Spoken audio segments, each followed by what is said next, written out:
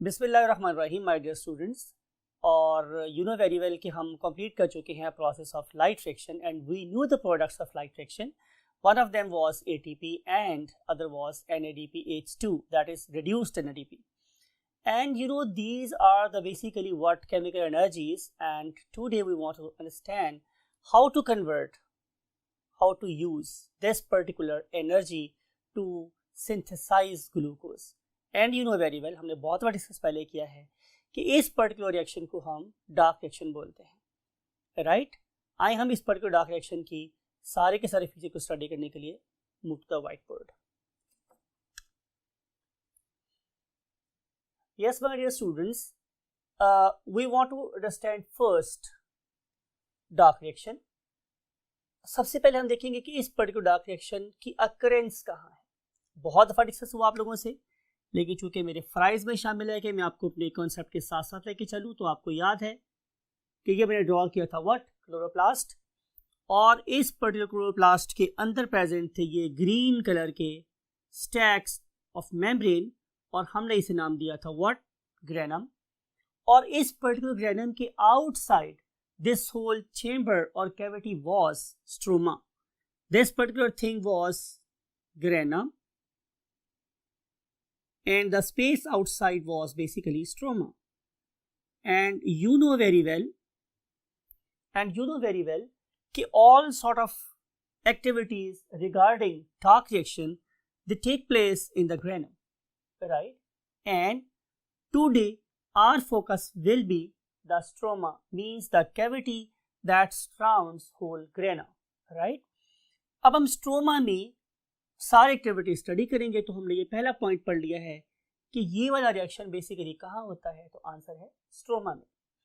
And now we want to discuss कि क्या ये जो नाम है डार्क रिएक्शन, ये नाम भी सही है या नहीं, राइट. तो पहली बात तो स्टूडेंट्स, एक मैंने आपको कल भी डिस्कस किया था कि मत सोचे, नेवर कंसिडर कि रिएक्शन सिर्फ एब्सेंस ऑफ लाइट में होता है. मैंने आपसे बोला था कि चाहे आप लोगों का लाइट रिएक्शन हो, राइट, और या फिर हो डार्क रिएक्शंस, राइट, ये दोनों के दोनों चीजें होती रहती हैं in parallel in the presence of light.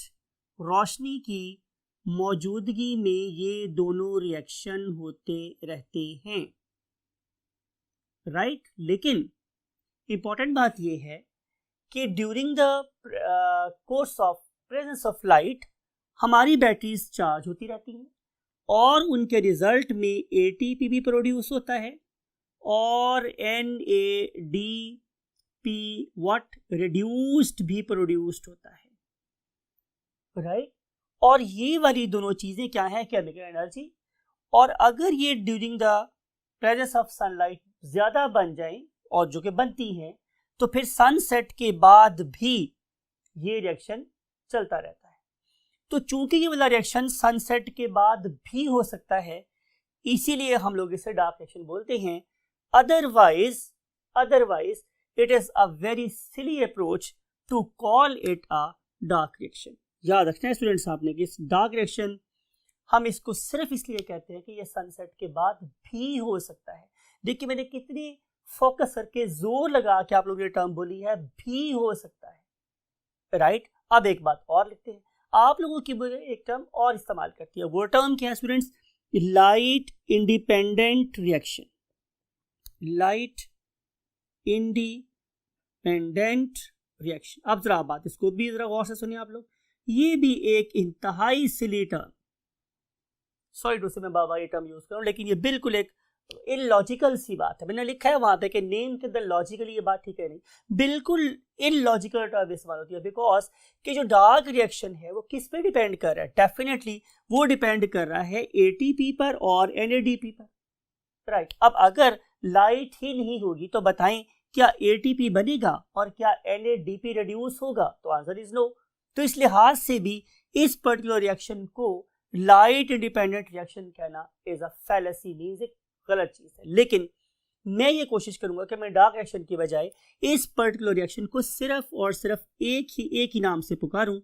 वो क्या नाम है, तुम्हारा वाली बात है, आंसर इज केल्विन साइकिल. मैं इसे केल्विन साइकिल कहना प्रेफर करूंगा as compare to the using term what dark reaction, right. अगली बात ये है स्टूडेंट्स कि चूंकि ये एक साइक्लिक प्रोसेस है, हम मूव कर गए हैं इस पॉइंट से इस पॉइंट पे, mean now we want to discuss the steps. तो अगर मैं स्टेप्स की बात करूंगा स्टूडेंट्स, तो उस पर्टिकुलर रिएक्शन में एक स्टेप नहीं है बल्कि बहुत सारे स्टेप्स। और इंपॉर्टेंट बात यह है कि ये सारे के सारे स्टेप्स एक साइकिल में कंप्लीट होते हैं, लिहाजा हम इसे क्या बोलते हैं, it is a cyclic process, cyclic process. और आपको पता है कि साइकिल कंप्लीट तब होगा कि जब मैंने किसी भी चीज को एक खास पॉइंट से शुरू किया तो उसे वापस लाकर उसी पॉइंट पे छोड़ दूं, कि हर एक एथलीट उस पर्टिकुलर बार को अगले एथलीट के हाथ पे देगा तो ही रनिंग स्टार्ट करेगा। Same is a case here. Cyclic process में every product is a reactant for the next step, ठीक है। और इसका मतलब ये होगा कि जब सारा रिएक्शन कंप्लीट होगा तो इस पर्टिकुलर रिएक्शन का एंड प्रोडक्ट अगले साइकिल का क्या हो जाएगा, रिएक्टेंट हो जाएगा। तो साइक्लिक प्रोसेस में हमेशा यही बात अपने माइंड में रखनी है कि every product is a reactant for the next step. मैं दोबारा रिपीट कर रहा हूं, every product is a reactant for the next step. और ये काम हमेशा साइक्लिक वे में चलता ही रहता है, इसलिए हम इसे क्या बोलते हैं कि it is a cyclic process that involve many steps. अब अगली बात ये स्टूडेंट्स वो कि इस पर्टिकुलर स्टेप में क्या मैंने बोला था, रिएक्टेंट कौन है, product of the last step. और ये साइकिल, ये प्रोसेस चलता ही रहता है। अब हम देखते हैं स्टूडेंट्स कि इस पर्टिकुलर साइक्लिक प्रोसेस को किसने, कब और कैसे डिस्कवर किया। तो आंसर इज, इसके डिस्कवर करने वाले के नाम था students Melvin Calvin. Melvin and Calvin, remember these are two different scientists working independently into different labs, but the major contribution was from Kelvin. Therefore, we love to say it as Kelvin cycle. अब ये जो Kelvin था students, ये basically student था Manchester university United kingdom का। He was basically student of Manchester university. और इस particular Manchester university में उस वक्त की एक बहुत ही लेटेस्ट टेक्निक इस्तेमाल कर रहा था ये, और उस पर्टिकुलर टेक्निक का नाम था क्रोमेटोग्राफी, पेपर क्रोमेटोग्राफी। और इस पर्टिकुलर टेक्निक में वो क्या करता स्टूडेंट्स, डिफरेंट किस्म के केमिकल्स को on the basis of molecular mass एक पेपर के ऊपर सेपरेट करता, फिर उनको आइसोलेट करता और फर्दर उसके ऊपर रिसर्च करता, राइट। अब इस पर्टिकुलर ऑर्गेनिज्म ने, I am talking about kelvin, he was basically using an organism, and you no, आपने पढ़ा हुआ है इसको, मैंने पढ़ाया हुआ है आप लोगों को, कि that very organism was chlorella. And I think अगर आपकी याददाश्त काम कर रही है तो आपको ये बात बिल्कुल याद है कि ये जो ऑर्गेनिज्म है क्लोरेला, राइट, ये बेसिकली क्या है, एक यूनिसेलुलर एल्गी है, यूनिसेलुलर एल्गी है, राइट। और ये जो यूनिसेलुलर एल्गी थी माय डियर स्टूडेंट्स, ये क्या करता, इसको फीड एंड टेस्ट मैकेनिज्म के थ्रू उसने इसको गुजारा। अब इसमें आपने बात को जरा गौर से सुनना है, वो फीड करता इस पर्टिकुलर एल्गी को किसके साथ, रेडियो एक्टिव कार्बन के साथ। कैसे फीड करता स्टूडेंट्स, वो फीड करता with radio active carbon, radio active carbon. और ये जो मेरे पास रेडियो एक्टिव कार्बन थी, यू नो नॉर्मल कार्बन क्या होती है, C12, और ये जो मेरे पास थी ये क्या थी, C14। अब इस C14 के साथ बनने वाली CO2 डेफिनेटली ये क्या होती, ये भी क्या हो जाती, रेडियो एक्टिव। अब रेडियो एक्टिव कार्बन डाइऑक्साइड को देता इस एल्गी को, और फिर ये वाली एल्गी उस पर्टिकुलर CO2 को क्या करती, फिक्स, राइट। अब जरा बात को आपने मजीद गौर से सुनना है। हम लोग करते क्या, मीन साइंटिस्ट ने क्या किया, इसने इस पर्टिकुलर प्लांट को जो ही CO2 दी, उसके डिफरेंट इंटरवल्स पे उसने इस पर्टिकुलर एल्गी में से कुछ सेल को लिया और फौरी तौर पे बॉइलिंग एथेनॉल में या मेथनॉल में डाल दिया, राइट। आपने बात को थोड़ा गौर से सुनना, मैंने 2 टर्म्स यूज की हैं। मैंने टर्म यूज की है कि वो क्या करता है, इसको जो ही उसने फीड किया उसके डिफरेंट टाइम इंटरवल्स के ऊपर इस पर्टिकुलर क्लोरेला के कुछ सेल निकाले और उसे बॉइलिंग, और उसे क्या किया स्टूडेंट्स, बॉइलिंग मेथनॉल में डाल दिया। अब आपको पता है कि इस पर्टिकुलर प्रोसेस के 2 रिजल्ट हुए। नंबर 1, चूंकि ये बॉइलिंग थी तो हाई टेम्परेचर पे इस क्लोरेला के जितने एंजाइम्स थे फौरन डिनेचर हो गए और reaction there and then stop हो गया। नंबर 2, मेथनॉल आपको पता है कि बड़ा सीवियर डिहाइड्रेटिंग एजेंट है और उसकी वजह से जो रिएक्शन थे वो और जल्दी से स्टॉप हो गए। इट मीन कि ये there and then freezing method भी हुआ कि जहां रिएक्शन था वहीं पे रुक गया, फ्रीज हो गया। फ्रीज होने का मतलब जमाना नहीं है, रोकना है, राइट। तो ये फौरी तौर पे वहां जाके क्या हो गया स्टूडेंट्स, स्टॉप हो गया और उसमें से कंपाउंड्स को आइसोलेट किया और उसको क्रोमेटोग्राफी के थ्रू, आई थिंक आपने केमिस्ट्री में अब तक ये टॉपिक पढ़ लिया होगा क्रोमेटोग्राफी, और उस क्रोमेटोग्राफी में उस पर्टिकुलर चीज को क्या कर लिया, सेपरेट कर लिया, राइट। तो ये था वो मेथड, ये थी वो टेक्निक जो बेसिकली इस पर्टिकुलर साइंटिस्ट केल्विन ने इस्तेमाल की। अब इस पर्टिकुलर टेक्निक के रिजल्ट में जो सबसे पहला कंपाउंड उसके पास ऑब्टेन हुआ, it was basically a 3 carbon compound. It was basically a 3 carbon compound, right. और इस 3 कार्बन कंपाउंड के ऑब्टेन होने का मेरे पास क्या मतलब था भाई, एक रफ और बहुत लॉजिकल सा गेस तो ये हो सकता था कि भाई एक CO2 उसके एनवायरनमेंट से मिल रही है तो जाहिर है 2 कार्बन कंपाउंड पहले से वहां मौजूद होगा। Look at this, something like it कि ये मेरे पास एक कार्बन है, ये मेरे पास एक दूसरी कार्बन, यहां पे ऑलरेडी 2 कार्बन कंपाउंड एग्जिस्ट कर रहा था और ये वाली CO2 इसको कहा, ये वाली कार्बन इसको कहां मिली है अब। तो हमारा पहला परसेप्शन ये था कि इस पर्टिकुलर मेल्विन केल्विन का एंड प्रोडक्ट वो बेसिकली क्या है, एक 2 कार्बन कंपाउंड है, या ये कह लें कि CO2 का एक्सेप्टर एक 2 कार्बन कंपाउंड है। लेकिन ये चीज बाद में गलत साबित हुई कि जब उसे डिफरेंट इंटरवल्स के ऊपर इस पर्टिकुलर एक्सपेरिमेंट को टेस्ट किया तो पता चला कि बेसिकली मेल्विन केल्विन साइकिल का and product means next cycle का प्राइमरी रिएक्टेंट, मैं फिर रिपीट कर रहा हूं, लास्ट साइकिल का एंड प्रोडक्ट और अगले साइकिल का रिएक्टेंट, पहला रिएक्टेंट, वो बेसिकली एक 5 कार्बन कंपाउंड था।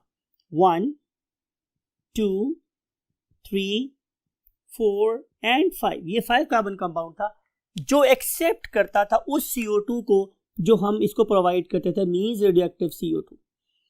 बाद में ये ना पता चला कि एक 5 कार्बन शुगर है that is ready to accept the CO2 और हम लोगों ने इसका नाम रखा क्या, ribulose, ribulose biphosphate, ribulose biphosphate, और हम इसे एब्रीवेट करते थे ऐसे RUBP। Remember you must write this U in lowercase letter, RUBP. So this RUBP is basically a 5 carbon compound and it is provided with the 2 phosphates. Wherever we say कि ये एक 2 phosphate है, इसका मतलब है कि एक phosphate कहीं यहाँ लगी हुई थी और एक phosphate कहीं यहाँ लगी हुई थी, तो it was RUBP, ribulose biphosphate, that has the ability to welcome the CO2 from the surrounding and transform itself into a 6 carbon compound. You got the point my dear students? Now अब हम देखते हैं कि ये सारी information के बाद, सारे एक्सपेरिमेंट्स के बाद साइकिल बना वो क्या है। So let's move to the next column of the board. Yes my dear students, आप लोगों के लिए हमने ऑलरेडी बड़ी एफर्ट के बाद ये सर्कल्स ड्रॉ किए हैं और ये रिप्रेजेंट कर रहा है ऑफ कोर्स इस साइक्लिक प्रोसेस को, और इस साइक्लिक प्रोसेस के अंदर हमने ये 3 डॉटेड लाइंस ड्रॉ की हुई आप लोगों की जो रिफ्लेक्ट करती हैं, ये बताती हैं कि ये पर्टिकुलर साइकिल अगरचे बहुत से स्टेप्स पे कंसिस्ट करता है, लेकिन आप लोगों के इस लेवल पे हमने इसके सिर्फ 3 इंपॉर्टेंट स्टेप डिस्क्राइब कर। आए हम उन तीनों स्टेप्स के सबसे पहले नाम लिखते हैं। ये जो मेरे पास सबसे पहली फेज है जो सबसे टॉप पर है, इसे हम लोग बोलते हैं CO2 fixation phase, CO2 fixation phase, यानी कि यहां पे हम CO2 को फिक्स करेंगे, राइट। और उसके बाद जो मेरे पास स्टेप नंबर 2 आता है, स्टेप नंबर 2, इसमें हम लोग क्या करते हैं स्टूडेंट्स, इसमें हम रिडक्शन करते हैं। So step number 2 is reduction phase, right. Step number 2 is basically a reduction phase. और जो मेरे पास स्टेप नंबर 3 है, it is called as regeneration phase. Step number 3 is regeneration phase,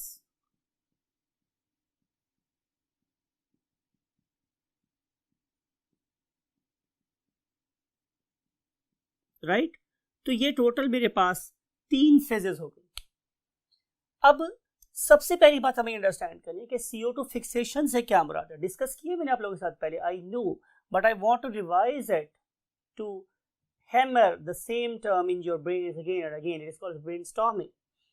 और CO2 फिक्सेशन से मुराद मेरे पास ये है कि ये CO2 एक इनऑर्गेनिक मॉलिक्यूल है, लेकिन जब ये वाला इनऑर्गेनिक मॉलिक्यूल किसी ऑर्गेनिक मॉलिक्यूल का पार्ट बन जाएगा तो हम इसे बोलेंगे कि CO2 फिक्सेशन हो रही है। अभी हमने प्रीवियस कॉलम में ये बात अंडरस्टैंड की कि इस पर्टिकुलर साइकिल का जो एंड प्रोडक्ट है, end product that is forming somewhere here, इस स्टेप की बात करूं, यहां जो बन रहा है almost at this particular moment, it is called as what, RUBP, RUB and P। और लिखा था मैंने कि name of this molecule is ribulose bisphosphate और राइबुलोज बाइफॉस्फेट, एक ही टर्म। अगर मैं इस RUBP को देखूं तो मैं लास्ट टाइम उसे डिस्क्राइब किया था कि ये एक 5 कार्बन कंपाउंड है। लुक एट दिस, अगर मैं इस कार्बन को एक बॉल से प्रेजेंट करूं तो यहां पे टोटल कितने बॉल्स हैं स्टूडेंट्स, 5, राइट। और इन पर्टिकुलर 5 बॉल्स के दोनों एंड्स पे क्या अटैच है, एक फॉस्फेट, एक फॉस्फेट यहां अटैच है और एक फॉस्फेट यहां अटैच है। इस particular and product of cyclic process का नाम क्या है, राइबुलोज बिसफॉस्फेट, राइबुलोज बाय, चलिए बाय ही याद रखिए, बुक में आपके बाय लिखा हुआ है, तो बाय फॉस्फेट, तो राइबुलोज बाय फॉस्फेट, RUBP। ये जो RUBP है ये रेडी है वेलकम करने के लिए उस पर्टिकुलर CO2 को जो हमारे स्टोमेटा के थ्रू, हमारी एयर चेंबर्स के थ्रू मेरे कहां आई थी, पैलिसेड मेसोफिल सेल में या स्पंजी मेसोफिल सेल्स में, कहां, इनसाइड क्लोरोप्लास्ट, और क्लोरोप्लास्ट में कहां, स्ट्रोमा में। It is important, reaction stroma में हो रहा है। तो जो ही ये वाली CO2 स्ट्रोमा के अंदर मतलब ज्वाइन करेगी, एंटर होगी, पेनिट्रेट करेगी, तो उसको वेलकम करेगा ये वाला 5 कार्बन कंपाउंड, राइट।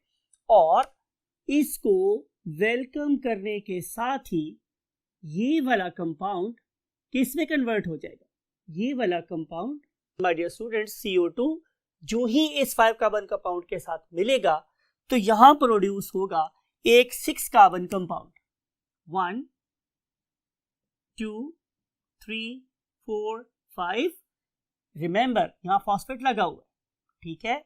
और यहां भी क्या लगा हुआ था, मेरे पास एक फॉस्फेट और उसके साथ आके जुड़ गई वो वाली CO2 जो सराउंडिंग में से आ रही थी, और ये बन जाएगा मेरे पास एक 6 कार्बन कंपाउंड, राइट। याद रखना है स्टूडेंट्स के एक 6 कार्बन कंपाउंड बना है और इसके साथ 2 हाई एनर्जी एटम्स अटैच है, मॉलिक्यूल्स अटैच है, सॉरी, इसका नाम क्या है, फॉस्फेट। यू नो कि जिस मॉलिक्यूल के साथ भी फॉस्फेट अटैच हो जाएगा उसकी अपनी एनर्जी बहुत ज्यादा होगी। ये वाला RUBP तो पहले ही काफी अनस्टेबल था क्योंकि इसके साथ क्या लगे हुए थे, 2 फॉस्फेट लगे हुए थे, लेकिन जो ही इसके साथ एक और CO2 अटैच हुई तो इसकी अनस्टेबिलिटी और बढ़ गई, और इसके रिजल्ट में क्या हुआ कि ये हाईली अनस्टेबल इंटरमीडिएट क्या हो गया स्टूडेंट, हमारी नजरों से ओझल हो गया। लेकिन वो बात अलग है कि हमने इसको अब डिटरमाइन कर सकते हैं, और जो ही ये इंटरमीडिएट बनता है तो समझ लें कि बनने के फौरन बाद ही ये इस पर्टिकुलर पॉइंट से क्लीव हो जाता है या टूट जाता है, राइट। और उसके रिजल्ट में मेरे पास प्रोड्यूस होते हैं 1 2 3 एंड देन 1 2 एंड 3, यानी कि अब ये 6 कार्बन कंपाउंड 3 कार्बन के 2 कंपाउंड में कन्वर्ट हो जाएगा, राइट। ये 6 कार्बन एटम वाला मॉलिक्यूल 3 कार्बन एटम वाले 2 मॉलिक्यूल्स में क्या हो जाएगा, सेपरेट हो जाएगा। याद रखने वाली बात यह है कि इसके इधर फॉस्फेट अटैच था और अब इसके इधर फॉस्फेट अटैच, राइट स्टूडेंट्स। अब ये जो सबसे पहला कंपाउंड हमने डिस्कवर किया था वो यही था, that 3 carbon compound was basically PGA, right? अब what is meant by the term PGA? It stands for phosphoglyceric acid. Phosphoglyceric acid. और ये जो मेरे पास phosphoglyceric acid है, इसके बनते ही हमारे इस पर्टिकुलर रिएक्शन का जो फेज है वो क्या जाता है, खत्म हो जाता है, राइट। अगले स्टेप हमने क्या करना है स्टूडेंट्स, अगले स्टेप में हमने इसमें 2 चीजें करनी। Number 1 is called as phosphorylation. इसका मतलब ये है कि हम इन दोनों के साथ अब फॉस्फेट अटैच करने वाले हैं, समथिंग लाइक इट। ये देखेंगे स्टूडेंट्स, यहाँ पर ये मेरे पास एक कंपाउंड था और ये मेरे पास एक दूसरा कंपाउंड था। कितने कार्बन वाला स्टूडेंट्स, 3 कार्बन वाला। देखिए आपने मेरी बात को गौर से सुनना है।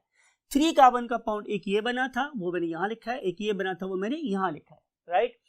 इसके यहाँ अटैच था फॉस्फेट और इसके यहाँ था क्या, अटैच फॉस्फेट। अब इन दोनों के ऊपर आके ऑपोजिट एंड्स पर अटैच हो जाएंगे क्या, फॉस्फेट्स, राइट। अब ये मेरे पास क्या बन जाएगा, बाइफॉस्फोग्लिसरेट, बाइफॉस्फोग्लिसरेट, ठीक।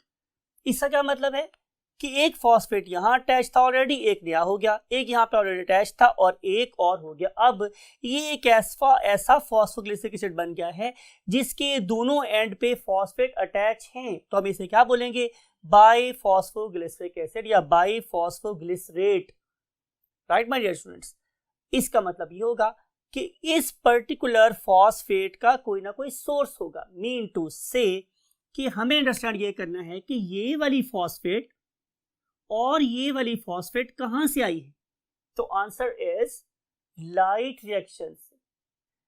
यानी कि ये वही एटीपी थी जो कहां से आई थी, लाइट रिएक्शन से। उसने अपनी फॉस्फेट यहां दी और देने के बाद ये दोबारा से एडीपी में कन्वर्ट हो गई और अब यही वाली एडीपी दोबारा कहां चली जाएगी, ग्रेनम के पास, to fetch another phosphate, right समझिए, to fetch another packet of energy to carry out the same process, right. तो आप इमेजिन करें कि अगर एटीपी ना बन रही होती तो ये रिएक्शन हो सकता था, तो answer is no. Therefore it is useless to call it as a light independent reaction. अब आपको समझ आ गई होगी माय डियर स्टूडेंट्स कि इस एटीपी का सोर्स क्या है, लाइट रिएक्शन। इंपॉर्टेंट बात है ये कि इस पर्टिकुलर रिएक्शन की एनर्जी कहां से आई है, लाइट रिएक्शन से आई है,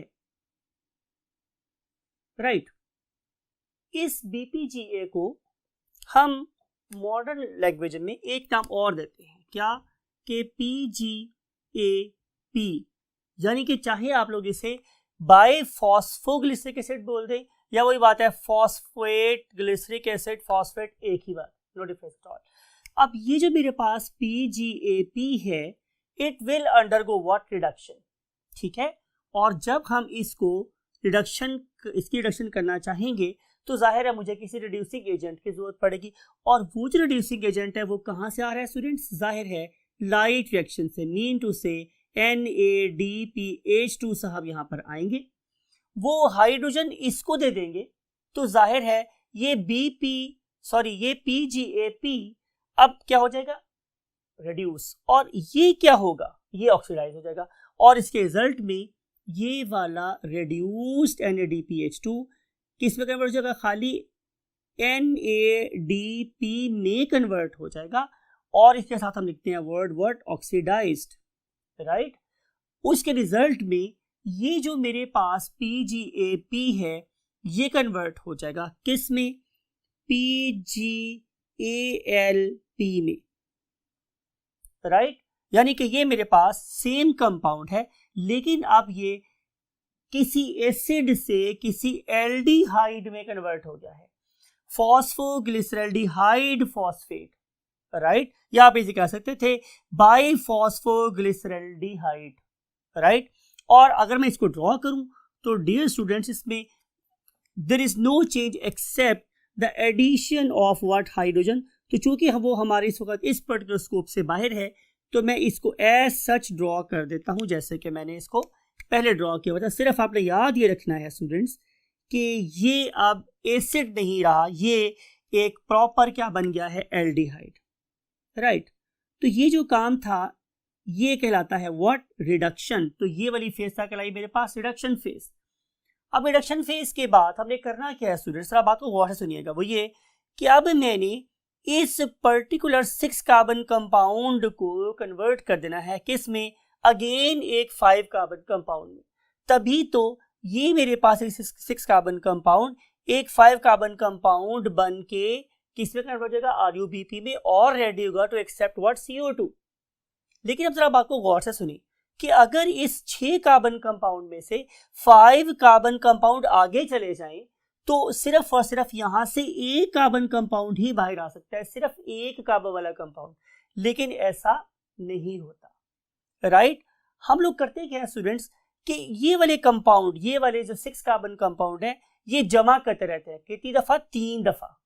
मीन टू से, अब आपने माइंड में क्या रखना है कि एक ही वक्त में 3 RuBP यहां से चलते हैं, एक ही वक्त में 3 RuBP यहां से चलते हैं, और वो एक ही वक्त में 3 CO2 को एक्सेप्ट करते हैं, और उसके रिजल्ट में मेरे पास ये 3 कार्बन कंपाउंड, सॉरी ये 6 कार्बन कंपाउंड कितने प्रोड्यूस हो जाते हैं स्टूडेंट्स, 3 × 3, राइट। अब जरा बात को गौर से सुनिए, यहां से चले 15 carbon atoms, 5 3s are what, 15। 3 carbon atom यहां से आ गए, तो 15 + 3 कितने हो गए, 18। अब यहाँ पे total number of carbon atoms कितना हो गया, 18 हो गया मेरे पास। अब ये जो 18 कार्बन मॉलिक्यूल्स हैं, ये अब इस तरह के 3 मॉलिक्यूल में सेपरेट हुए, तो इसका मतलब ये होगा मेरे पास कि मेरे पास अब 3 कार्बन कंपाउंड कितने प्रोड्यूस हो गए हैं, 6। 3 कार्बन कंपाउंड कितने प्रोड्यूस हो गए हैं, 6। यानी कि अब यहां पे मेरे पास ये BPGA या PGAP के कितने मॉलिक्यूल्स हो गए स्टूडेंट्स, 6। ये 6 ब्लैक से लिख रहा हूं, नंबर ऑफ मॉलिक्यूल्स 6 हो गए यहाँ पे। तो यहाँ पे भी कितने प्रोड्यूस हो जाएंगे अब स्टूडेंट्स, जाहिर है कितने, 6। तो 6 मॉलिक्यूल्स प्रोड्यूस हो गए हैं यहाँ पे PGAL के, राइट। अब देखिए अप्रोचेस देखिए, एक साइंटिस्ट ये बोल रहा है, बात को गौर से देखिए, एक साइंटिस्ट ये बोल रहा है कि एक ही वक्त में 3 यहां से चलेंगे, 3 यहां से चलेंगे, और एक ही वक्त में यहां पे 6 मॉलिक्यूल प्रोड्यूस होंगे, जिनमें से 5 आगे चले जाएंगे, और एक 3 कार्बन कंपाउंड मीन एक ट्राइओस, 3 carbon compound come out of it, come out, right. और आपको पता है कि जिस कार्बोहाइड्रेट में 3 कार्बन एटम हो, हम उसे नाम देते हैं व्हाट, ट्राइओस। तो जो सबसे पहला कंपाउंड इस पर्टिकुलर साइकिल से बाहर आता है, it is basically a triose, right. लेकिन बहरहाल बातें दोनों सही हैं, जाहिर है एक वक्त में एक साइकिल तो चल नहीं रहा है, हजारों साइकिल चल रहे हैं। इसका मतलब है कि हजारों साइकिल क्या प्रोड्यूस करें, हजारों मॉलिक्यूल्स ऑफ ट्राइओसिस। लेकिन 2 स्कूल ऑफ थॉट है, एक स्कूल ऑफ थॉट है जो कैम्बल एंड रीस का फॉलोअर है, वो बोलता है कि एक ही टाइम में 3 कार्बन चलते हैं और 3 कार्बन का एक ट्राइओस बाहर निकला। दूसरा ग्रुप कहता है no, it is not true. ये साइकिल जब 3 दफा चलेगा तो ये वाले 3 कार्बन आपस में एक्यूमुलेट होंगे और यहां से एक ट्राइओस बाहर आएगा। बहरहाल आपके अपनी स्कूल ऑफ थॉट है। आपके लेवल पे इंपॉर्टेंट क्या है कि ये 3 कार्बन कंपाउंड यहां से बाहर आ जाता है। अब हमारे पास बच गए स्टूडेंट्स बाकी 15 कार्बन, राइट। हम लोगों ने इन 15 कार्बन का मतलब क्या है, सुनिए बात गौर से सुनिएगा। इसका मतलब यह है कि मेरे पास 5 कंपाउंड हैं, 5 मॉलिक्यूल्स हैं। कितने कार्बन एटम वाले, 3 कार्बन एटम वाले। तो जब मेरे पास 3 कार्बन एटम वाले 5 मॉलिक्यूल्स हैं तो नंबर ऑफ कार्बन एटम कितने हो गए, जाहिर है 15। मैंने 5 into 3 को 3 into 5 में कन्वर्ट कर देना है। अब सोचते हैं ये कैसे हो सकता है, बात को जरा गौर से सुनिएगा। Number 1, number 2, number 3, number 1, number 2, number 3, number 1, number 2, number 3, 2, 3 and then 2 and 3। ये मेरे पास 5 मॉलिक्यूल हैं, कितने कार्बन एटम वाले, 3 कार्बन एटम वाले, और इसको मैंने किस में कन्वर्ट करना है, इसको मैंने करना है 1 2 3 4 5, 1 2 3 4 5, 1 2 3 4 5। So I want to convert 5 into 3 into 3 into 5, right? ये जिस प्रोसेस में मैं करता हूं, that very phase starts after the production of first triose, and this particular phase is called as regeneration phase। आपको मेरी बात समझ आ रही है? इसके बारे में हम कैसे अंडरस्टैंड कर सकते हैं, लुक एट दिस, कि पहले ये और ये आपस में मिलेंगे और मेरे पास एक 6 कार्बन कंपाउंड बन जाएगा। ये वाला 6 कार्बन कंपाउंड जब इस वाले 3 से मिलेगा तो मेरे पास एक 9 कार्बन कंपाउंड बनेगा। अब ये जो 9 कार्बन कंपाउंड बना है उसमें से पहला 5 कार्बन कंपाउंड निकल जाएगा और बाकी बच जाएंगे मेरे पास 4 कार्बन एटम। अब ये वाले 4 कार्बन एटम जब इस पर्टिकुलर 3 से मिलेंगे तो बन जाएगा मेरे पास क्या, एक 7 कार्बन एटम, राइट। अब ये वाला 7 कार्बन एटम फिर सेपरेट होता है into 2, mean second 5 carbon atom वो भी यहां जा रहा है समवेयर हियर, और बाकी बच जाएंगे मेरे पास क्या, 2 कार्बन एटम। अब ये वाले 2 कार्बन एटम जब इस वाले 3 कार्बन एटम से मिलेंगे तो बन जाएगा मेरे पास थर्ड व्हाट, कार्बन एटम, और इस तरीके से ये मेरे पास तीसरा 5 कार्बन कंपाउंड बन गया, राइट। तो पहला 5 कार्बन कंपाउंड ये बना था, दूसरा 5 कार्बन कंपाउंड स्टूडेंट्स ये बना है, और तीसरा 5 कार्बन कंपाउंड स्टूडेंट्स ये बन गया। इस तरीके से हमने इस 3 कार्बन एटम से जनरेट किए 3-5 कार्बन वाले compounds. Hence we have converted 5 what PGAL molecules into 3 ribulose bisphosphate molecules, right? अब इस सारे रिएक्शन में जो हमने भी यहाँ पे स्टूडेंट डिस्कस किया कि हमने किस तरीके से इन मॉलिक्यूल्स को 3 कार्बन मॉलिक्यूल्स को 5 कार्बन मॉलिक्यूल्स में कन्वर्ट किया, सारी इसके लिए चाहिए एनर्जी, और वो जो एनर्जी है डेफिनेटली उसका सोर्स अगेन मेरे पास क्या है, एटीपी। तो इस सारे प्रोसेस में भी एटीपी इस्तेमाल होती है, राइट। तो अब हम करेंगे क्या स्टूडेंट्स कि अब हम थोड़ी सी जगह खाली करते हैं, और थोड़ी सी जगह खाली करने के बाद हम यहाँ पे इस पूरे के पूरे रिएक्शंस की ओवरऑल रिएक्टेंट्स और प्रोडक्ट्स के लिए इक्वेशन लिखते हैं। So we shall see you after erasing some board. Yes my dear students, we have erased the board and we have placed the equation over here. और ये सारी equation मुझे क्या बता रही कि एक ही वक्त में जो रिएक्टेंट्स मुझे चाहिए हैं वो 3 कार्बन डाइऑक्साइड मॉलिक्यूल चाहिए हैं, and then we have to use 6 NADP, 6 over here, because एक दफ़ा के लिए मुझे एक चाहिए था, जब ये 6 टाइम चलेगा तो मुझे यहाँ पे ये 6 चाहिए हैं, तो 6 NADP चाहिए, और मुझे 9 ATP मॉलिक्यूल चाहिए बिकॉज के 6 ATP यहाँ इस्तेमाल हुए थे और 3 ATP यहाँ इस्तेमाल हुए थे, टोटल मुझे 9 ATP चाहिए। तो जब सब चीज़ें इकट्ठी हो जाएंगी तो रिजल्ट में I will be able to construct 1 triose and the products will be definitely 9 molecule of NADP, right, and then 9 molecules of what, definitely ADP plus PI, ADP plus PI, and finally the 3 molecules of what, water। इस तरीके से bye dear students हमारे क्या complete हो जाते हैं, जाहिर है लाइट रिएक्शन, और हमारे क्लोरोप्लास्ट के अंदर क्या प्रोड्यूस होता है, definitely trioses. And you know very well कि जब different trioses they combine together they give rise to hexoses, and different hexoses can combine together to give rise what disaccharides, and different disaccharides can combine together to give the polysaccharides। तो इस तरीके से मैं उन्हीं molecule से फिर amino acids और फिर उन्हीं मॉलिक्यूल्स में से व्हाट फैटी एसिड भी बना सकता हूँ। So this is how this particular plant is producing various type of foodstuffs for us। Take very good care of yourself and your great parents, and particularly your time, it is also very important कि आप अपने हर एक लम्हे को, एक minute को गौर से पढ़ें और try to achieve your goal in the life. May अल्लाह हेल्प यू लॉट। अल्लाह हाफिज़।